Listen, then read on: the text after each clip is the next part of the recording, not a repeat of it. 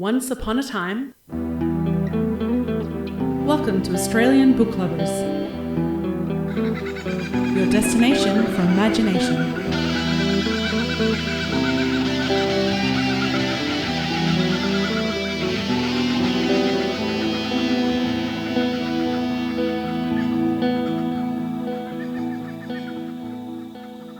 Australian Book Lovers acknowledges First Nations peoples and recognises their continuous connection to country, community and to culture. We pay our respects to elders past, present and emerging, and honour the sharing of traditional stories passed down through generations. We're committed to a safe and inclusive welcome for authors and readers of all cultures and backgrounds, including people of LGBTQIA+ communities and their families. At Australian Book Lovers, our mission is not only to talk about and celebrate and share fabulous Australian and Indigenous authored books of all genres and with readers around the globe, but it's also all about finding fantastic resources and information for authors looking to write their next bestseller, next book, any book. What better resource than getting into the writer's room with some of our authors and asking them to share their experiences. So I am Laurie Bell, science fiction and fantasy author, blogger, short story writer, flash fiction writer, and your co-host today, coming to you from Wurundjeri Woiwurrung country. Fantastic. And you almost forgot who you were there, so that's a good thing. Almost We did. had so many things on our CVs. So I'm Veronica Strachan, aka V.E. Patton, fantasy science fiction memoir and picture book writer, coming to you on this very balmy, cold winter night from Wurundjeri Woiwurrung country as well. And I am pretty excited about our guests. Now, they're return offenders. They were silly enough to say yes, they'd come back and talk to us again. But it is fantastic to welcome tonight Hayley Walsh and Nikky Lee. Hello. Yay. Hello. Thank you for joining us today. The dreaded sequel, or the dreaded book 2. That's where we want to delve into a bit tonight, mainly because I'm working on actually it's the 5th part, the last part of my series, but an ongoing series. And I know, V, you're working on... Puts me to absolute shame. My sequel has been around for like about, 2.5 years. So let's not mention that one. We'll move on and say I have a trilogy. They're picture books, but yes, it is a trilogy. So let's start with you, Hayley. Yes. Where are you tonight? Whose traditional country are you on? I'm coming to you from Darug country in far western Sydney at the base of the beautiful Blue Mountains. And they are beautiful Blue Mountains, absolutely.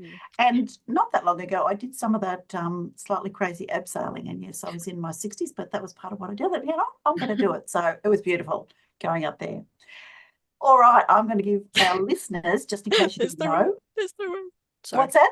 Oh, is this abseiling? Yeah, there's no way. There's no way. There's no way. Really? Nope. Nope. Nope. But you write adventure and thrillers and science fiction, and you don't do abseiling? Nope. What about you, Nikky? Have you done any jumping off of cliffs? I have done canyoning. Canyoning, that's got to be just as good. Yeah. I draw the line at bungee and danger. Yep. Hayley's going now. All right. Back to the bio. So Hayley was previously interviewed on episode 34, in case you want to hear all of her interview, and she is the author of Making March, Not Dead Yet, Chaos and Crayons, and she is an author of light-hearted fiction. She was born and bred in Sydney, and she lives with her partner and 2 stepsons in Sydney's greater western suburbs. She loves cats, don't ouritis. Yes. Count me in there. She is a coffee addict and has a wicked sense of humour, and I can absolutely attest to that. Her sense of humour is brought to life in her storytelling. She loves to make people laugh by writing fun Australian stories they can relate to. She loves to connect with her readers. So drop in and say hi. She would love to hear from you, and we'll give you some points that you can connect with Hayley. She works as a clinical nurse consultant for aged care at one of Sydney's large teaching hospitals and draws much of her inspiration for her writing from her work with older patients. You can find her and her work at HayleyWalshAuthor.com, and she's on all the fabulous socials as well. Right, Hayley, There you are. That's who you are. Tell us a little bit about Making March, Not Dead Yet, Chaos and Crayons, And how do you move from book 1 to book 2? Well, when I was first looking at writing a book, I knew I wanted to write a book and I had no idea what I was going to write. And if I recall, I think I was having coffee or something with a colleague at work, and I said, I'm just looking for something that's a funny story I like. I want to write something humorous and lighthearted. And she said, well, 6 to 12 months ago, you met a new guy after leaving a, very unhappy marriage. A 9-year-old and a 5-year-old stepson came into my life, never being a biological mother, never having kids of my own. And let me tell you, it just threw me into a world of chaos. So that's where the idea for Crayons and Chaos came from. Yeah. So, but when I look back at Crayons and Chaos now, I can see how much my writing has improved. Yeah. So it's amazing how much you grow with every book. So I look back at that book now and cringe sometimes and think I really should go back and improve that. But I guess it's all a bit of a learning experience.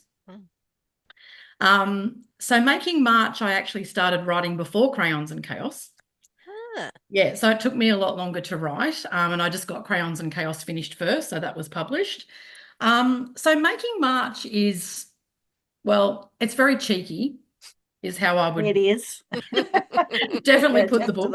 It was inspired by Bridget Jones's Diary, is one of my favourite books and one of my favourite movies. I really love that character.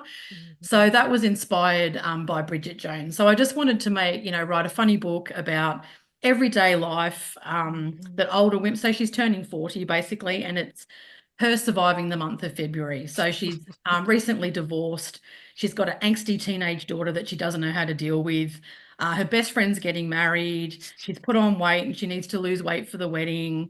She's trying to get back into dating. So it's basically just her surviving the month of March and just a comical look at life, like shave your legs in the shower and, there's blood everywhere. It's like a scene from Psycho. That's what I loved about it. I related to so much in even though I didn't have the friend getting married or the family dramas, the kids or anything like that, but enough of what she was going through just on a day-to-day in her 40s that yeah. So I just wanted something that women could relate to and just go, yeah, that's me, I've been there, how embarrassing, and have a good laugh. so that's how Making March came about.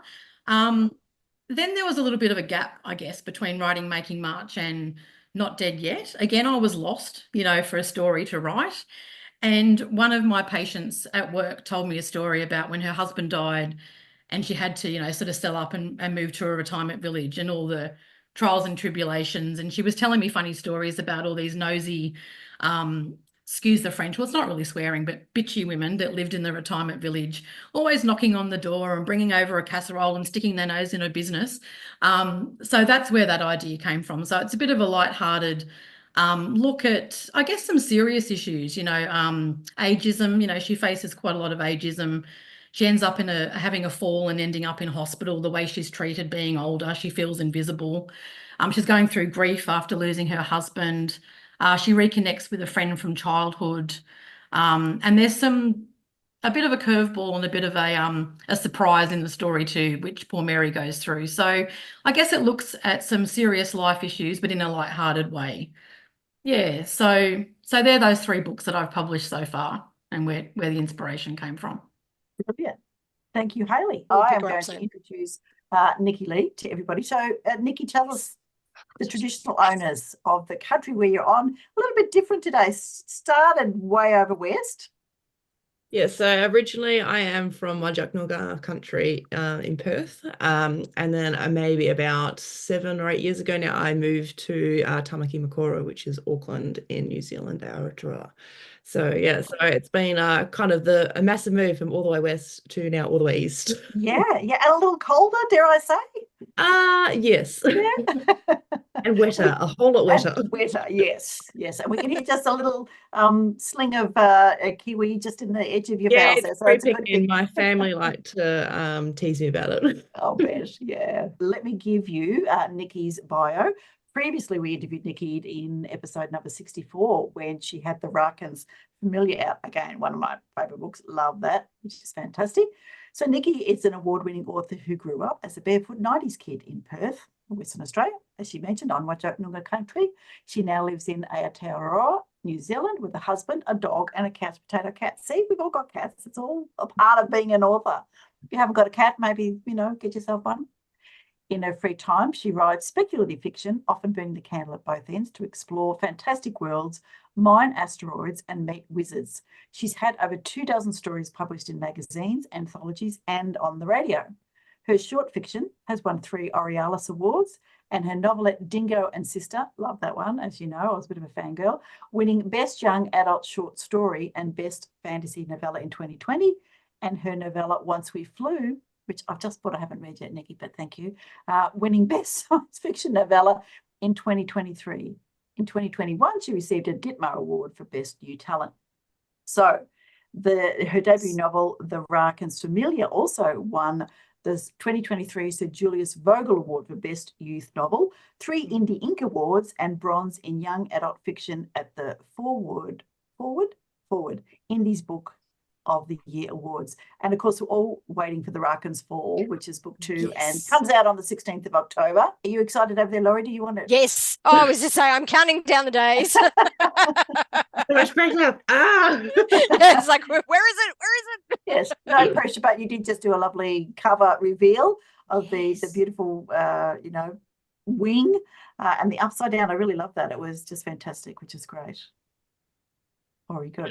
All right. The journey. There's your bio, lots of fabulous books, lots of short stories. Tell us a little bit about your journey from book 1 to book 2, and use whichever series or book you like. Yeah, well, I only have 2 books in a series out, so that's kind of important. Don't we count the novellas though? They're in my head, they're not in paper. Okay. So much of it is in my head. Right. Okay. So I guess in 2022, I published the first book. And basically by the time I published it, I was a good maybe 3/4 of the way through the second book. Oh, wow.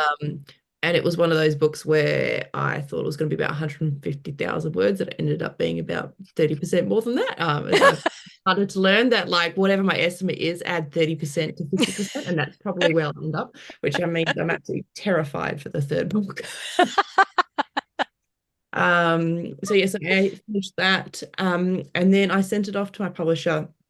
Didn't hear anything back for a while, and then as sort of COVID started ramping up and getting bad, I kind of realized that I wanted more kind of creative control over sort of being able to dictate when I released, when I needed to write, and that sort of thing. So I ended up pulling the second manuscript from the publisher and opting to self-publish it myself, because I felt confident enough that I'd been through the process enough times through the publication of the first book, plus through a lot of short stories, that I sort of knew how the process worked. I was also very fortunate to come into some inheritance just to help fund that, because it's not a cheap exercise.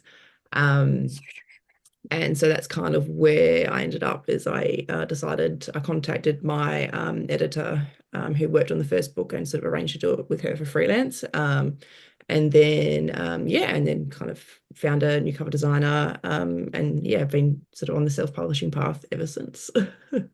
And you're still with us. You've still got your sense of humour, so that's obviously survivable. Stressful, but at the same time, because I'm not having to jump through anyone else's hoops, it means that I have just a little bit more sanity in my life, because it means I can dictate when I want to release, not go, oh shoot, I need to turn around edits in 6 weeks type thing. So it's a little bit more manageable when you're working around sort of full-time work, plus sporting commitments, plus volunteer work, plus everything else that I somehow stupidly say yes to. Of course. So you didn't go to the Olympics for New Zealand or Australia, did you? I didn't see you over there on any things. No, I'm very glad I'm not. Editing could be an Olympic sport, honestly. Yes, because I think Australia and New Zealand are all a bit crazy at the moment. We go a little bit sports mad, don't we? We do. And suddenly become armchair experts at, obscure things. But let's move on. All right, back to books. Laurie, do you want to introduce our third guest? Our third guest. So, and you may have seen if you're showing up on the screen there that the lovely Helen has popped in to join us tonight. So I'm just grabbing your bio because I did not have that right there in front of me. There we go. So Helen Edwards. So Dr. Helen Edwards is an Adelaide-based children's author and freelance writer who loves to weave stories of nature, magic and history. Her debut middle grade novel, The Rebels of Mount Buffalo, is a historical fiction time slip set at Mount Buffalo featuring guide Alice Manfield.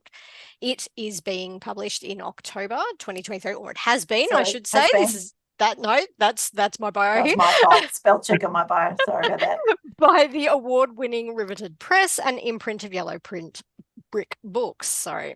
Helen has a PhD in psychology and a long background working in mental health.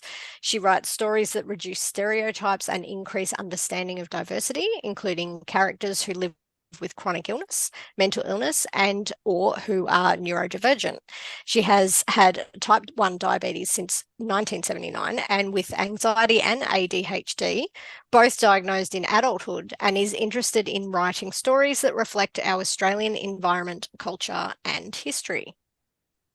She has been a South Australian state finalist for Australian of the Year, winner of the Zestfest writing competition, and a bronze winner in the AusMum Awards for her blog. As a freelance writer, she has written for numerous print and digital magazines, journals, and websites. And she recently had a story published in the school magazine Tiny Tiny Turtle.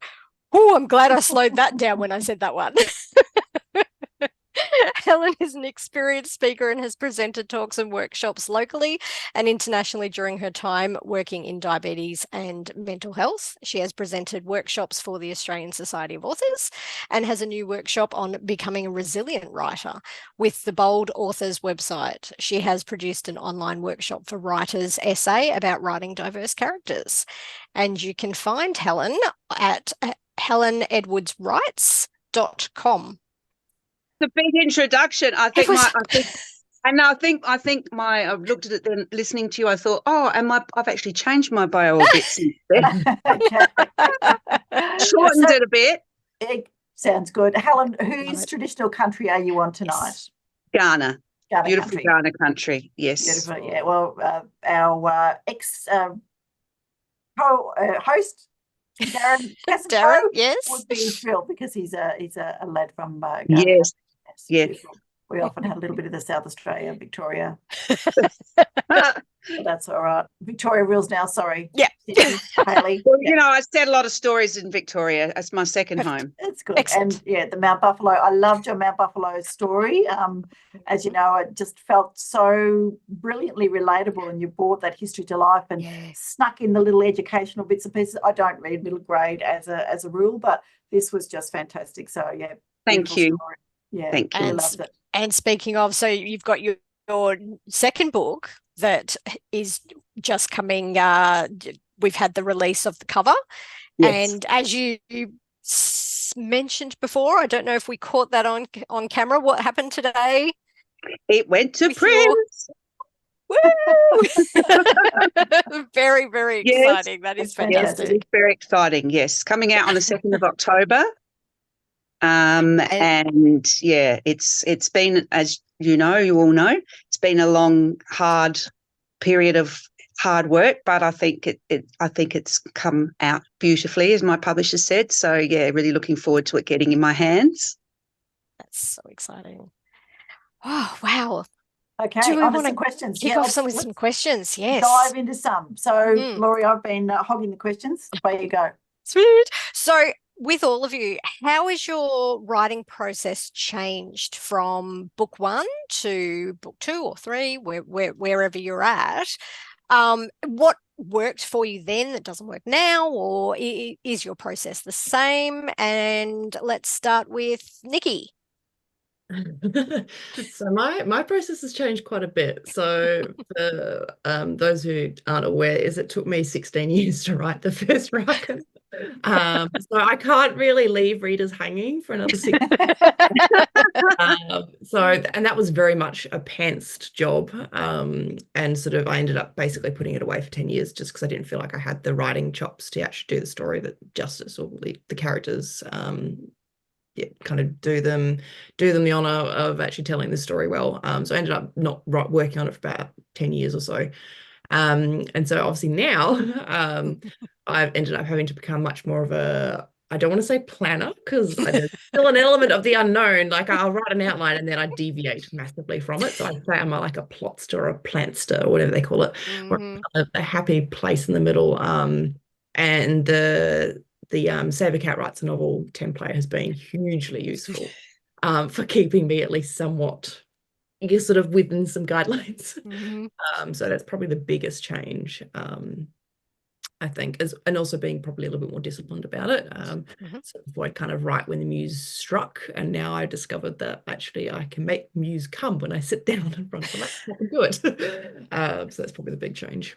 Oh, that's exciting. No, that's actually really interesting because I've found I've fallen into a similar pattern with some of my books as I've gone along. Just forced to, for plot reasons, to be more strict with plotting. So that's really interesting to hear. What about yourself, Hayley? A little bit like Nikky, I've always been a complete pantser. Just have no idea where the story's going. I know where it's going to begin, where it's going to end, and the middle is a bit of a mess. So I'm trying to be a little bit more of a plotter. I will never be a full plotter, but I'm trying to sort of, map things out a little bit clearer. So when I do actually find time to sit down, I've got some idea of where I'm going. So I'm finding that a lot easier. I still struggle to find time to write. That's really hard.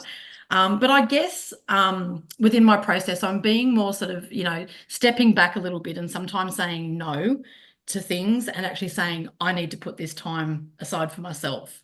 So I guess from a personal point of view, that process has changed, that I've got more courage now to stand up and just say, no, I need to protect this time.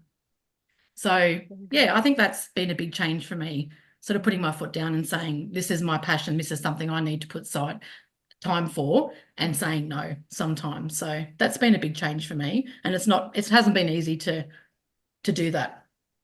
Especially with the family and commitments and full-time work and fitting the world in. Yeah. And I think it's just the nurse in me too, Veronica. I'm just a caring person. I always want to give. And and sometimes you just have to learn to say, no, I need to protect this time. So that hasn't been easy, but I'm getting better at it. And, I think that's a bit of a curse with indie writers too, because we do feel pressured to say yes to so much just to keep that momentum going, because we don't have that giant publicity team behind us to push us forward and get us into those things. So we really have to drive that, and it's exhausting. Yeah, and I'm still learning how to be better at it. So I think that's been the major change with me. It's a positive one. Helen, what about yourself? I've definitely every manuscript. So I've actually got 3 books coming. So I've got the one coming on the 2nd of October. That's Legend of the Lighthouse Moon. They're all with Riveted Press. I'm very lucky that Rowena Beresford from Riveted Press really likes to work with new authors, but then she likes to nurture your career and work with you longer term. And it's just turned out that we work really well together, and I've learned so much from the editing process with her. She's a brilliant editor. And so I've got a 3rd book coming out in April next year, which is a World War II novel, and a 4th one coming in August, which is actually co-written with Kate Gordon. And that's a magical, really magical. I'm looking forward to that one too. I have read a little bit about that. I've got a few other things going on together as well, so it's really exciting to have developed that working relationship. So that's new because I'd never written with anyone else before, and I just absolutely love it, particularly working with Kate, because it's a process where we just kind of riff like a musician would. So we usually have an idea. I am very much a pantser, but I'm a plantser because I usually start with something in the world that interests me. So I obviously love history, but not all my novels are going to be historical. So my first 3 are historical with elements of magic in them. But my 4th and probably 5th are very much sort of more fantasy, magical realism stories. But something will trigger it, and then I'll get a character. And once I get that character, the character starts talking to me, then I kind of start to write. And I usually write about 10,000 words before I really get an idea of where the story's going to go. And with Legend of the Lighthouse Moon, I wrote 15,000 words, went over and visited Kangaroo Island where it's set, and then threw the whole thing out and started all over again, because it definitely just wasn't where it was supposed to be going. And once I'd been to Kangaroo Island, I knew, and the character started telling me she had type 1 diabetes like me, and different things started to come together. So I kept some of the elements of the beginning of the manuscript, but the majority of it I threw out. But I need to know the end. If I don't know the end, I can't. And then middles, I get so stressed. It's exactly the same with this one as it was with the first one, and with the other two that are sort of, and I think what I've learnt though is that it's okay to make major changes. So with Rebels of Mount Buffalo, there was some fairly major structural changes, but with Legend of the Lighthouse Moon, there were some quite significant ones, which included cutting a whole character. I've learnt that it's all right to change point of view and change the perspective and change from first person to third person, and to be flexible, and that the story will eventually find its way where it needs to be. And I'm learning to be a much better self-editor.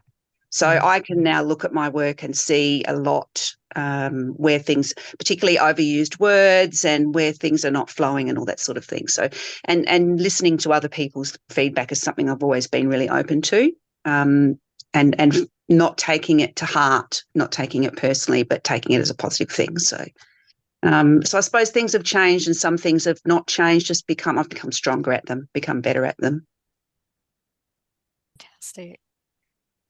Oh, well, yeah, I've got so many buzzing questions from there, actually. Veronica, do you have anything you want to jump in with? I do. I'd love to ask you, because I feel like, having read a few of Hayley's, a few of Nikky's, and I've only read one of yours, Helen, but, that's okay. We'll get to your second one when it comes out. I want to ask you, and I know, Helen, also having read some of your blogs and things as well, tell me about the messages or the intent, the thread, sort of the key threads, core threads that you find yourself writing about. And is it something that's common to all your stories? Like my stories, regardless of whether they're fantasy or science fiction or whatever, are generally about someone realising their potential, often an older woman, often not recognised, who kind of steps into that thing, coded in, as I say, science fiction, fantasy or dragons, but it's really what my life's about as well, coaching, leadership, all that kind of thing. So, Hayley, you mentioned sort of being that kind of caring person, but we know your characters are also relatable. It's all, and you mentioned a little bit about ageism. Tell us, what is the thread you think that's common to all your stories?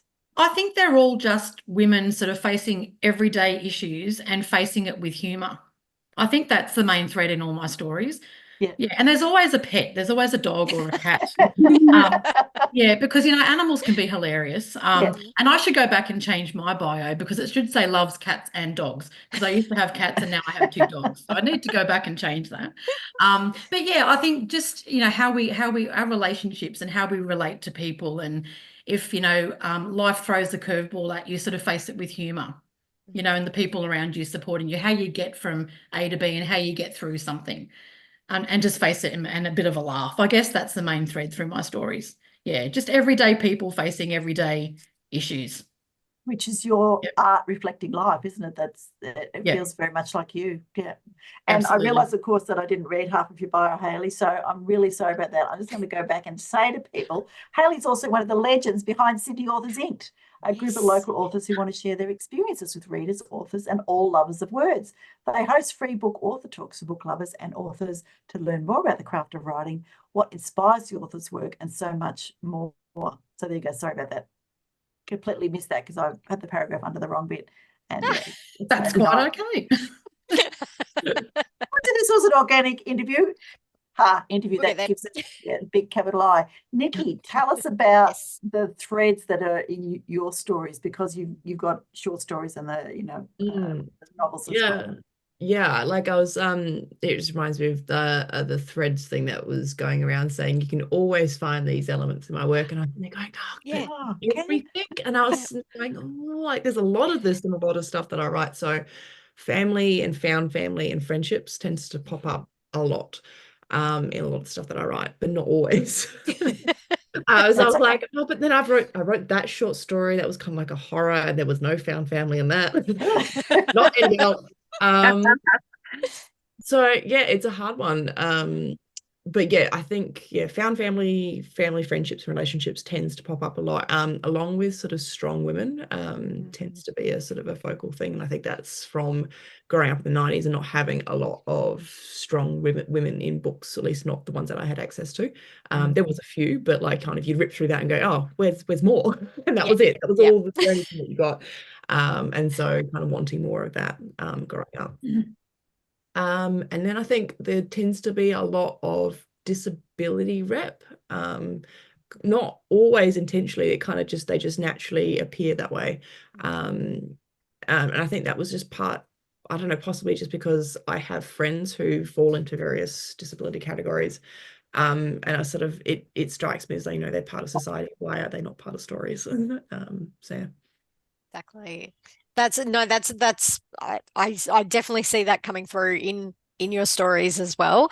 And I just think that's, as you say, it's that representation. And it's not just the strong females that from the 90s. I totally agree with everything that you're saying there, but also that diversity now and just seeing yourself in print and just how important that is.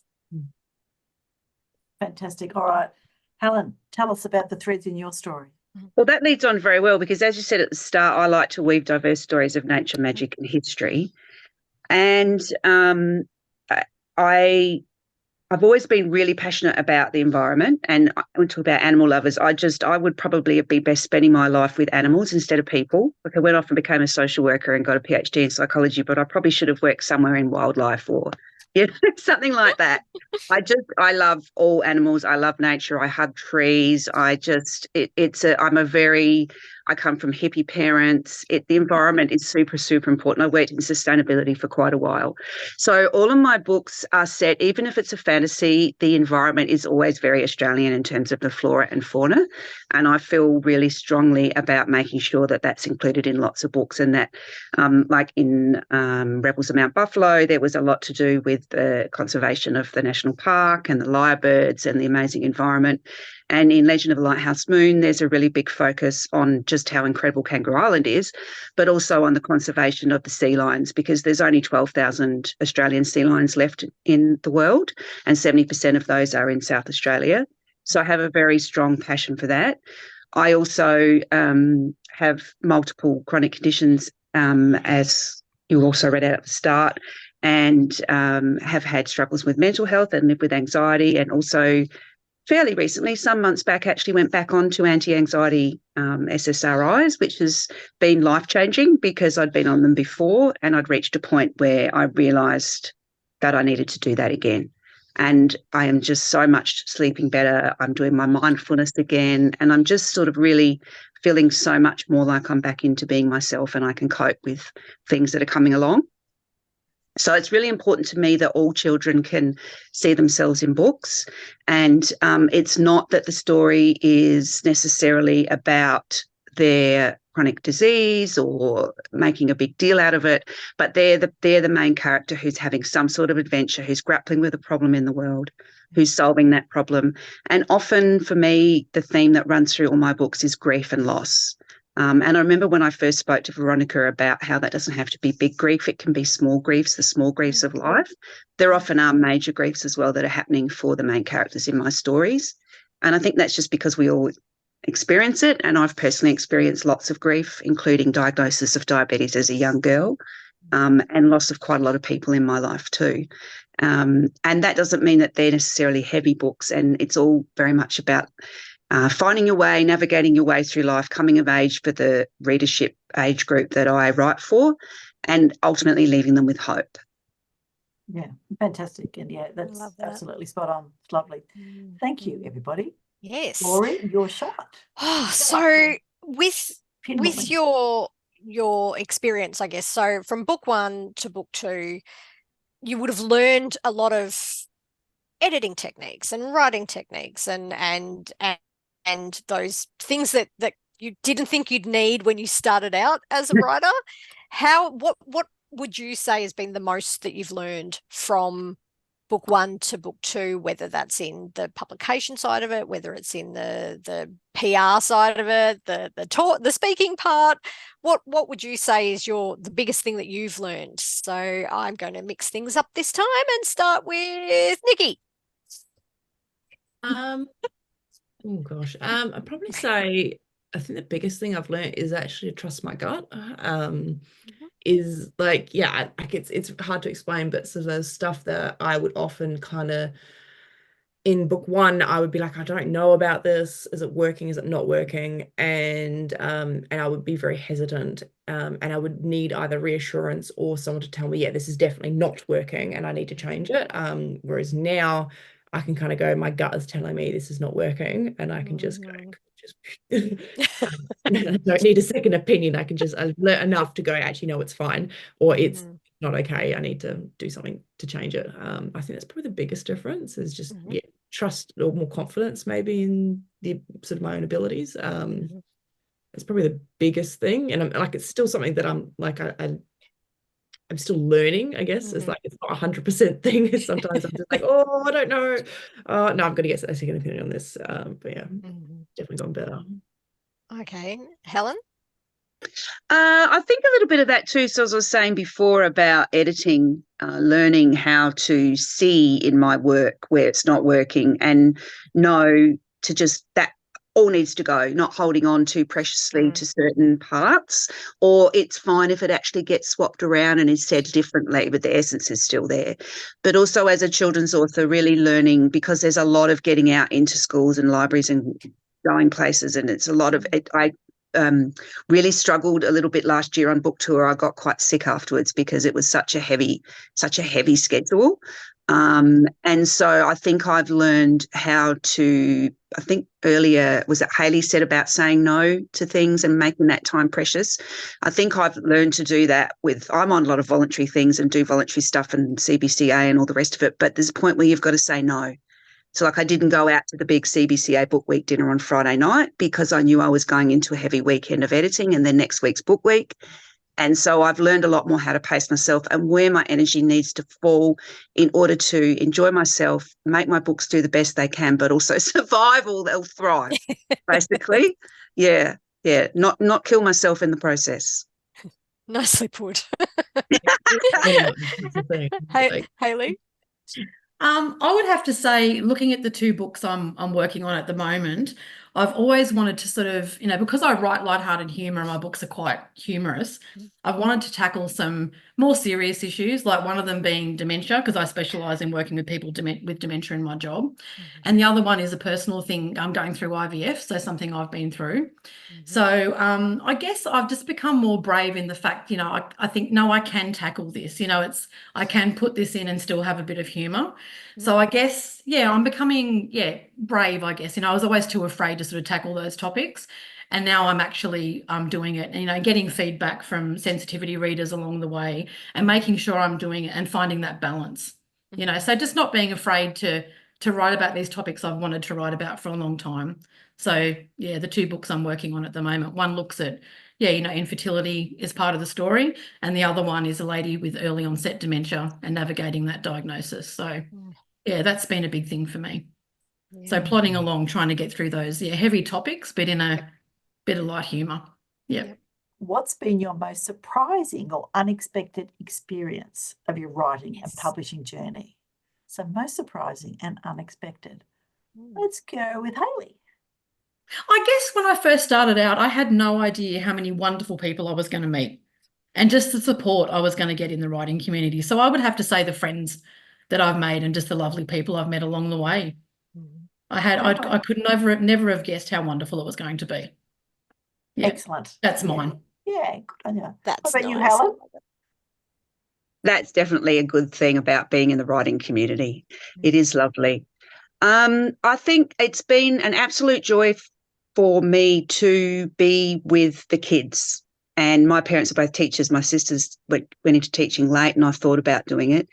And the first time I went into a classroom and the kids were all running at me for signatures and whatever else, but also just super engaged in the story and fascinated by the history and everything I had to say.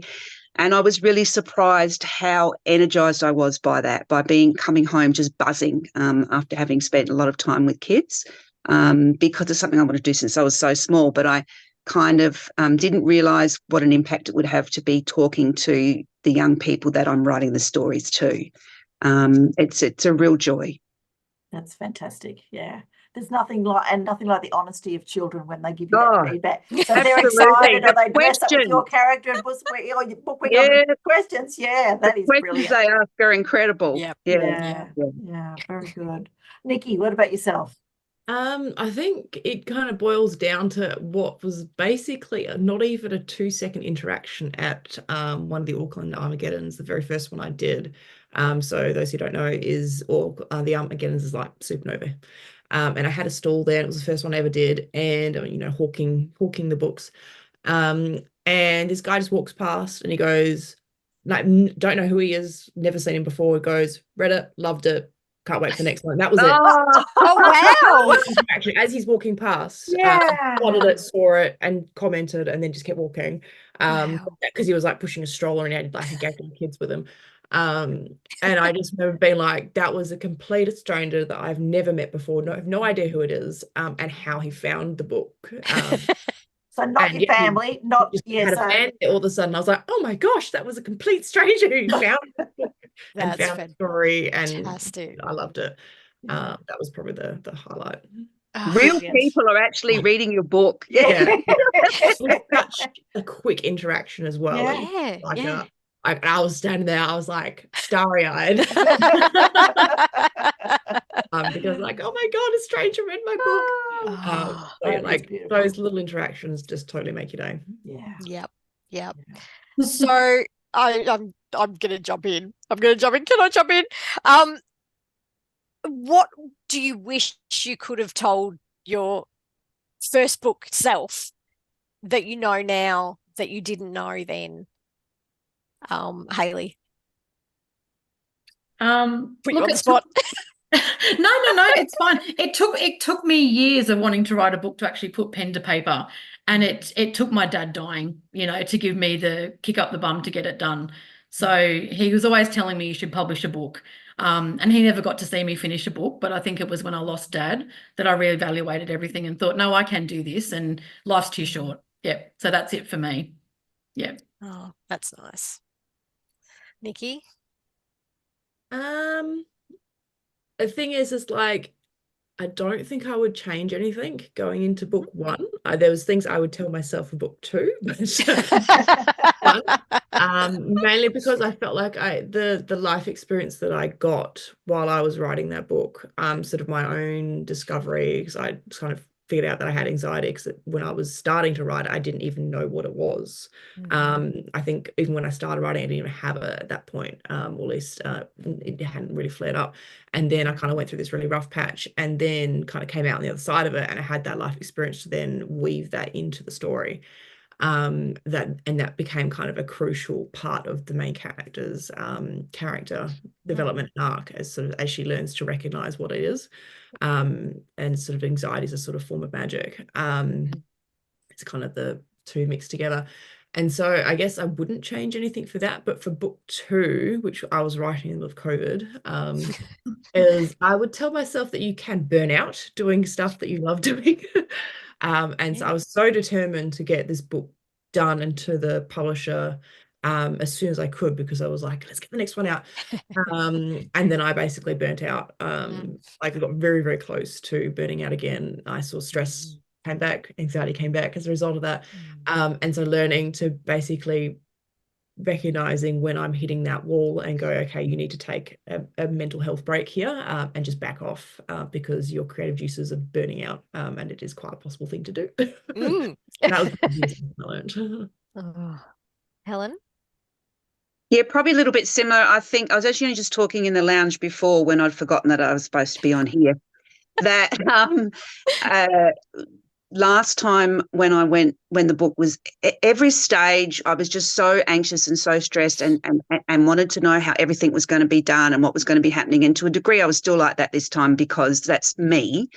But But I also knew a lot more this time, so I didn't have to ask all of those questions because I knew how the process worked. And because my mental health is in such a better place now, I also know that I'm going to handle the book launches and the tours and all those things so much better. So what I probably would have said to myself going back to the last book is breathe. It's going to be okay. It will happen. You don't have to be thinking about, has everything gone into all the awards when you still haven't even had the book printed, and just breathe. Yep. It'll be okay.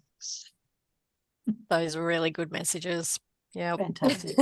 I think we can all relate to that, Helen. Definitely. Definitely.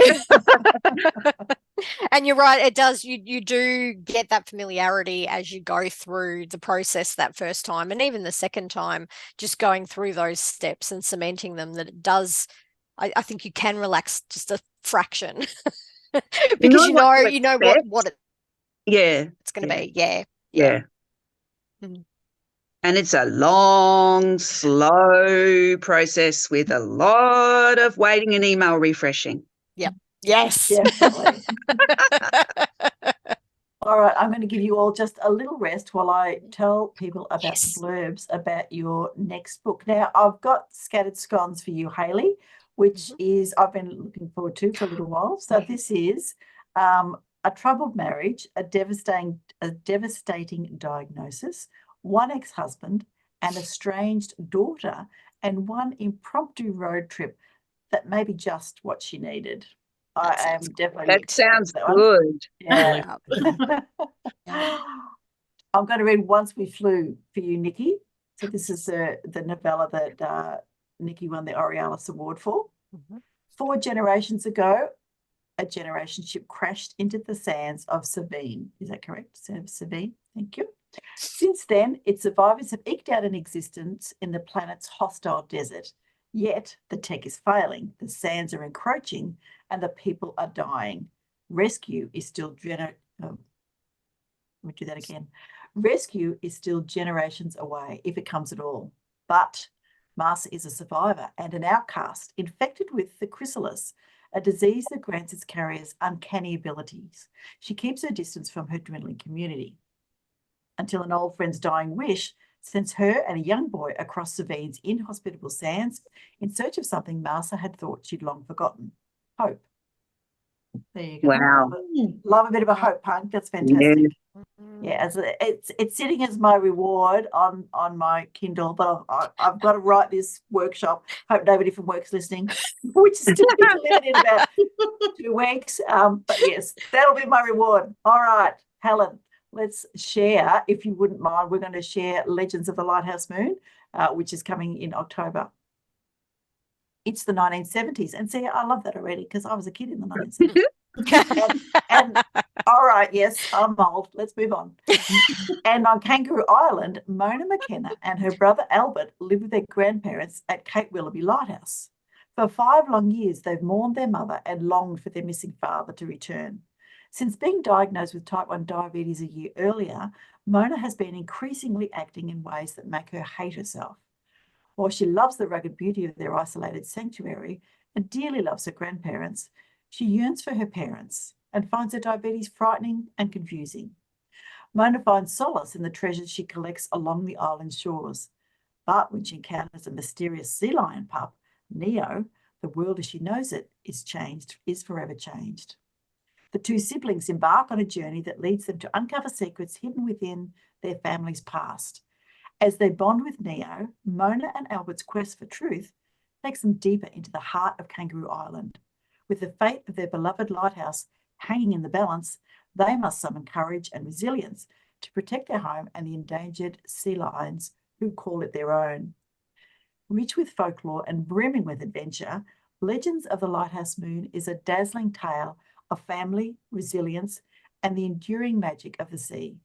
Join Mona on a journey of self-discovery where the whispers of the past guide her towards a future filled with hope, love, and legends brought to life. You all sound so good. That sounds so good. And They all sound so good. Beautiful. You had me at a sea lion pup. I was like, yes. Magical sea lion pup. Very cool. Yeah. And we do have such amazing Australian wildlife. I was mentioning before we began recording the wildlife I saw on the way home. Beautiful echidna across the road and a nice little black-faced wallaby just sat there and watched me go past, thank goodness. But yes, we do have some wonderful, amazing wildlife. And the Kangaroo Island recovering from the horrific bushfires that they had some time ago, and the animals recovering, and it is an important thing. So I haven't actually got a question, really. I just wanted to read your blurbs because. Well, actually, I do want to jump in with one quick question. I think this might actually probably fit more for Nikki than the others because it's a direct sequel with Raken's Familiar. But did you find when you were writing book 2 or plotting out book 2 that you completely changed direction or that your characters were taking you in directions you weren't expecting? There was definitely a point, and it's one of those, like where you're doing something really mindless. So I was sitting there cooking dinner and I was mulling over what Liz, who was the main character, what her kind of sort of what they call sort of the dark night of the soul moment would be, and like what her sort of kind of then the sort of the climax that will come out of that. And I was sitting there going, what I have, I'm not particularly happy with it. And I'm just sitting there and I was like listening to some music and I'm just in there chopping some carrots or something stupid. I made probably onions, actually. Onions sounds about right. Or your manuscript. And I just had this brainwave moment right as a song was kind of like with the lyrics of a song. And so that triggered a completely different, not completely different, but it just took it kind of to another extreme step. And I went, oh my gosh. And then like quickly like threw the carrots in the pan and then like ran away to like quickly write the note down. And then probably burnt dinner in the process. But the story was saved. The story was saved when you're awake and not drifting off to sleep, because that's the worst, isn't it? When you have that idea or you dream it and you wake up and you think, oh, what was it? And it's kind of gone. But no, fantastic. Yeah, mine always happens either when I'm cooking or in the car. It doesn't happen when I'm sleeping, because usually I try to read before I go to bed and I manage maybe 9 or 2 before I fall asleep. And so usually it's when I'm in the middle of doing something really mundane and my brain has managed to switch off whatever work issues and story issues are going on, and it's just sitting there mulling and it will kind of just come out of nowhere. And it's usually when I've got something in my hands like steering wheel or some knives that you can't write it down. I need to kind of just like hold it there. Well, actually, piggybacking off that then, and a question for all of you. So what is your procrastination game like? So how do you get yourself back on track when you know you need to sit and actually get that next bit written? We'll start with you, Hayley. I don't know how to answer that one. I still struggle with that, Laurie. I really do. I still struggle with that every day. Yep. Yeah, you might have to come back to me. I really can't think of an answer for that one. All right, Helen? If I'm like, I've just been through, 2 weeks of intense back and forth edits, particularly over the weekend, I just get hyper focused. I actually use my ADHD. I just go so into it that everything else just doesn't exist to me. So in those very quick deadline things, there is no procrastination. If there's plenty of time and I'm in first draft, that's different. I think for me, what I do, there's a couple of things. One is music. I was nodding when Nikki mentioned music. I usually make playlists for my each manuscript. I don't necessarily play them during writing time. It depends. I struggle with lyrics because they distract my brain too much. So if I'm using music while I'm writing first drafts, I need to be using classical, often movie soundtracks. I find very inspiring. But I play them. I might sit after tea and play music from that playlist, and it will give me what's very important to me is the feelings, the emotions and the feelings that will then flick ideas into my head. And the other one is walking. And things come to me while I'm walking and I just record them on my mobile voice record. And then when I come home, I sit down with what I've written on the voice record, and that seems to really help me too. Often just getting away from the desk. So it's not really procrastinating. It's more that I just need to go and do something else that's going to shift my brain into a different mode. And that's what kind of works for me. So Nikki, music and cooking? I don't like cooking, but it's just one of those like rough necessities that must happen. Mhm. I think for me is I've figured out that I'm very susceptible to gaming. So if I can find a way to gamify what I'm doing, then it tends to happen. And I get excited because I'm very sort of self-competitive. I'm like, oh, can I beat my previous word count? Discovered this amazing app called For the Words, which is basically writing gamified. So you have like little monsters that you have to kill with your word counts. That sounds brilliant. I need to find that. That Nice. sounds awesome. I'm writing it sounds down. so silly, but you just go on, you build like a little character like you would in a game, and then you kind of go on a little quest, and then you have to, feel like kill 5 of these monsters and collect skins and chop down however many tree monsters, collect wood. It's 200 words a pop type thing, and so before you know it, you've got 1,000 words down. Fantastic. That's good. And that has been a game.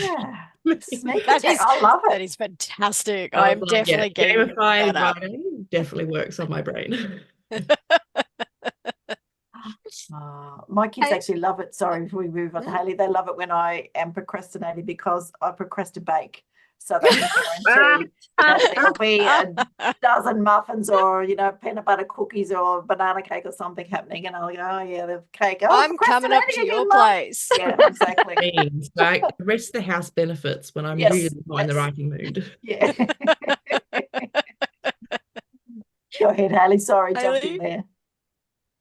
I was just thinking, what I've done in the past that's worked quite well. I could be reading a book that's not humorous, and I find that if I am procrastinating, I'll switch to reading something of a similar genre that I'm writing and something that's funny. And if it makes me giggle, I think, see, that's why you're doing it. You want to make people laugh. Get your ass in there and start writing. So that has worked for me in the past. So maybe I need to do that a little bit more.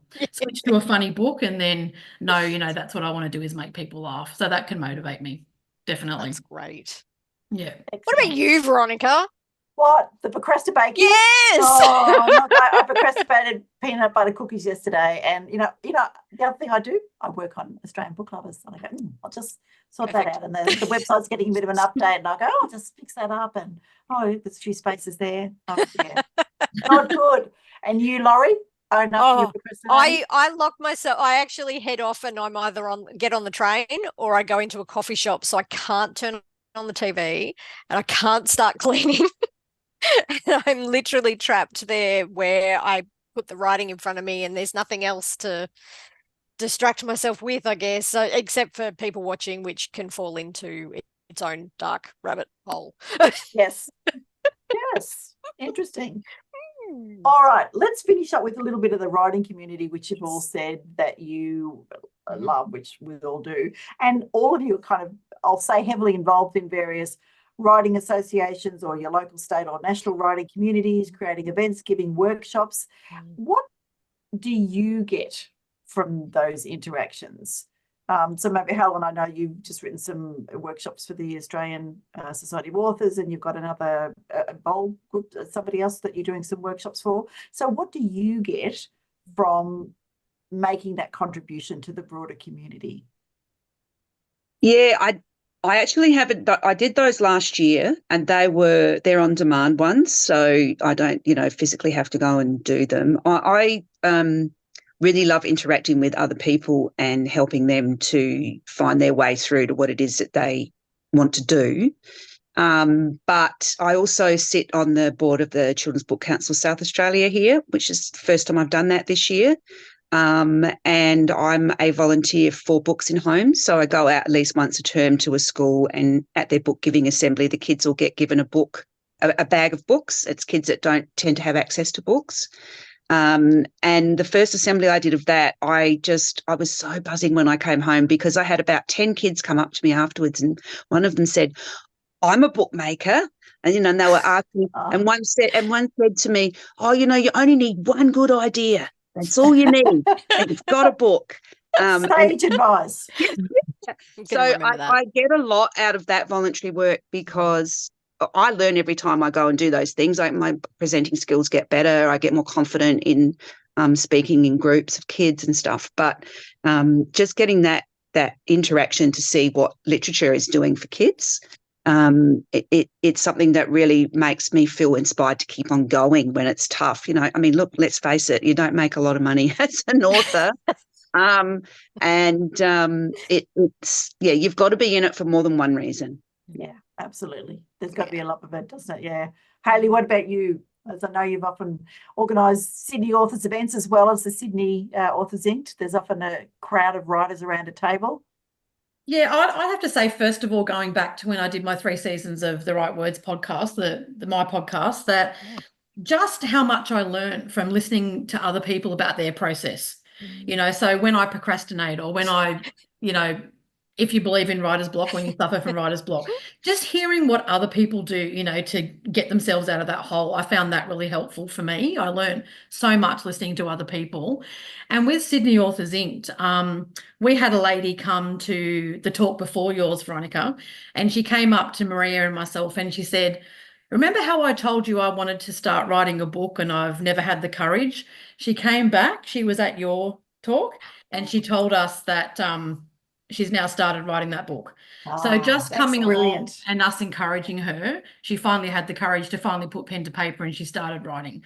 So that was wonderful, just to know that we're helping people believe in themselves and that they can do it. Yeah, so that was really nice. Yeah, that's fantastic. Great. Yeah. Nikky.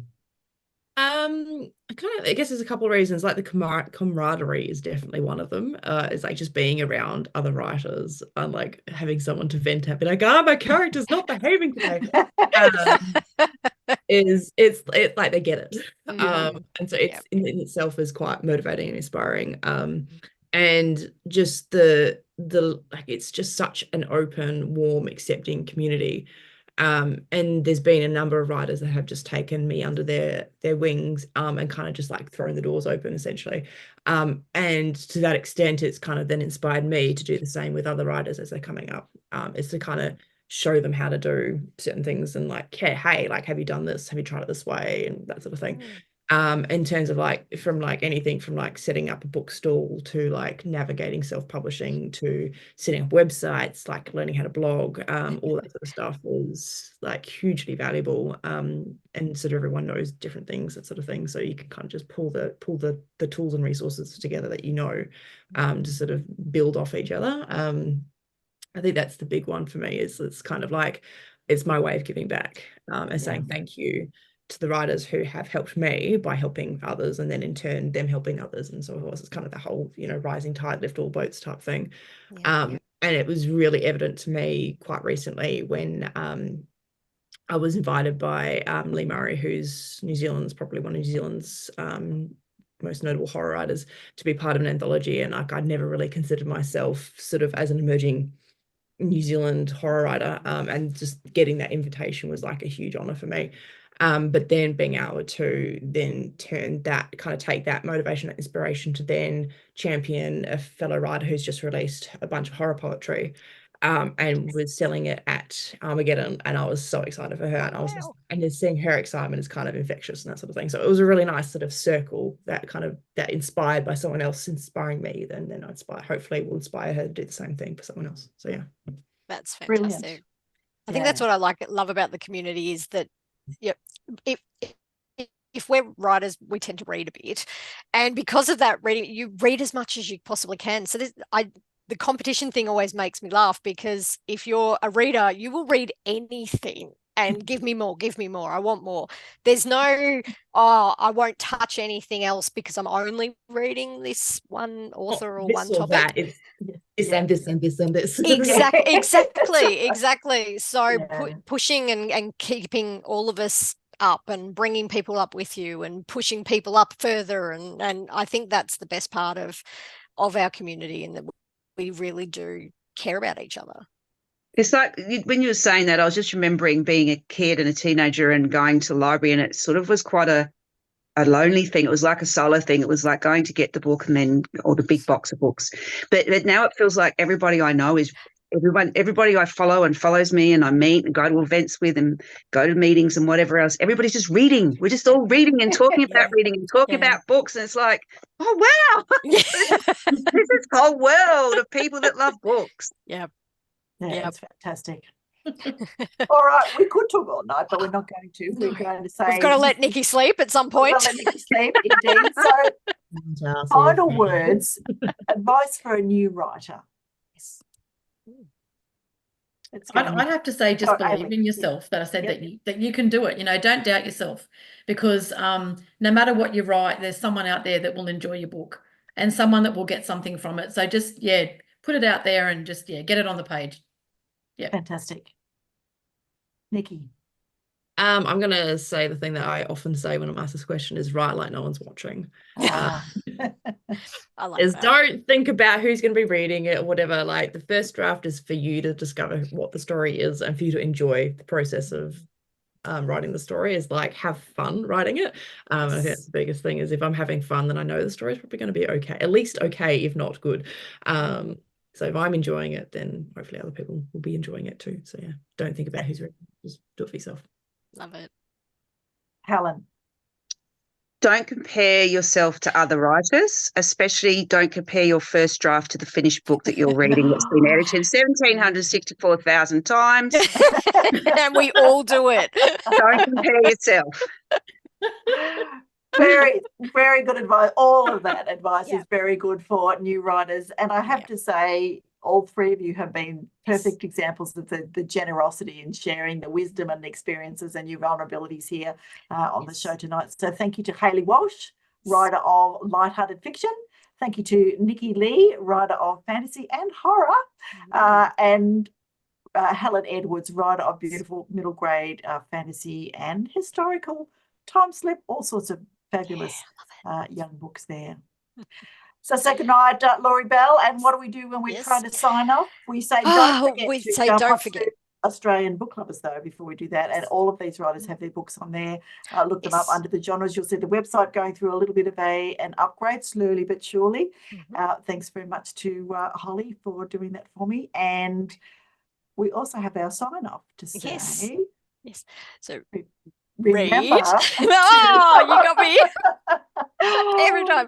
Ask everyone to remember to read more Aussie books, just in case you weren't sure. So, okay, remember please to read more Aussie books. Thanks, everybody. Good night. Thank you. Bye. Bye. Let's meet again, where magic happens.